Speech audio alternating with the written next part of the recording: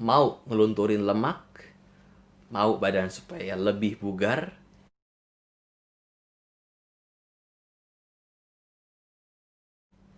Oke, selamat pagi, selamat siang, selamat sore, selamat malam. Tergantung kapan Anda menonton video ini. Sedikit sharing tentang fat loss ya. Ini berdasarkan pengalaman dan apa yang sudah gue pelajari. Jadi ini dari pengalaman gue sendiri, oke? Kenapa fat loss? Karena hal ini memang adalah hal yang ingin gue terus dalami. Sejauh gue belajar, ada banyak eh, mitos yang beredar tentang lemak itu sendiri ya. Ada yang bilang minum air dingin bisa bikin gemuk, makan nasi tuh bisa bikin gemuk. Nah, sebenarnya itu apa sih yang bikin gemuk? Apa sih yang bisa membakar lemak? Nah, gue pengen coba untuk bahas secara singkat di sini.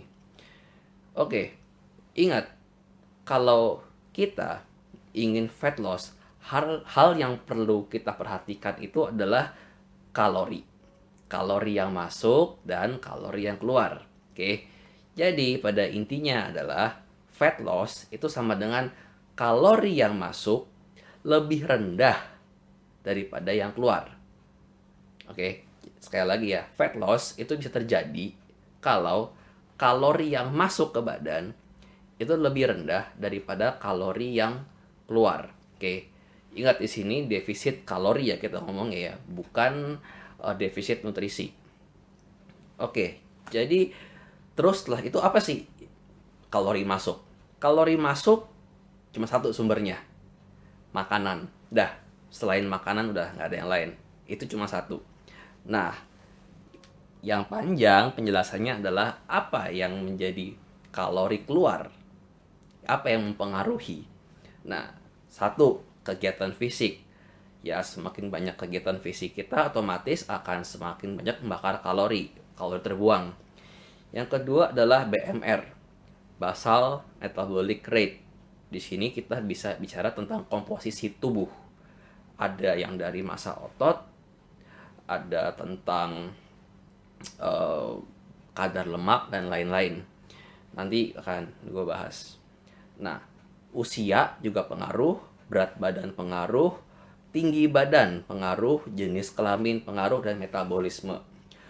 Nah, balik lagi tadi yang ke otot, semakin banyak otot yang kita punya, maka tubuh kita akan semakin banyak membakar kalori. Karena memang otot itu untuk bertahan hidup membutuhkan kalori lebih banyak daripada lemak.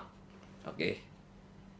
Nah, yang ketiga yang mempengaruhi pembakaran lemak atau kalori keluar adalah TEF, thermal effect food. Nah, apa thermal effect food? Itu adalah pengaruh metabolisme dari makanan yang kita makan. Nah, berdasarkan studi yang gue pelajari, ada 3 makronutrisi: protein, karbohidrat, dan lemak. Nah, kalau kita makan protein, ini yang paling besar nih ya, tubuh itu akan memakai 25-30% kalori dari protein untuk pembakaran, untuk pengolahan maksud saya. Jadi akan dipakai.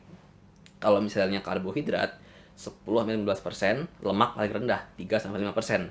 Maksudnya gimana? Jadi gini, kalau kita mengkonsumsi 100 kalori dari protein, maka 25-30 kalori digunakan untuk proses pengolahan atau pencernaannya.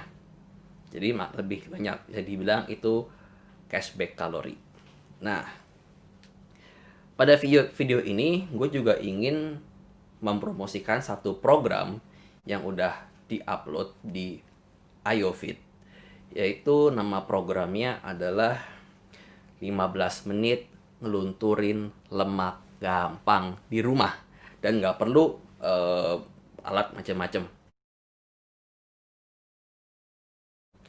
Nah, ini berguna untuk supaya kita bisa meningkatkan aktivitas fisik kita ya.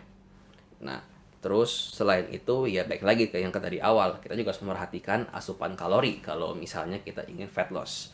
Jadi gue udah menyiapkan untuk program olahraganya, plus juga eh, secara sains gimana supaya fat loss. Ya, gue juga akan online di AyoFit. Biasanya sih gue akan online jam 9 pagi sampai jam 12 siang. Silakan kalau mau tanya-tanya bisa kontak di situ.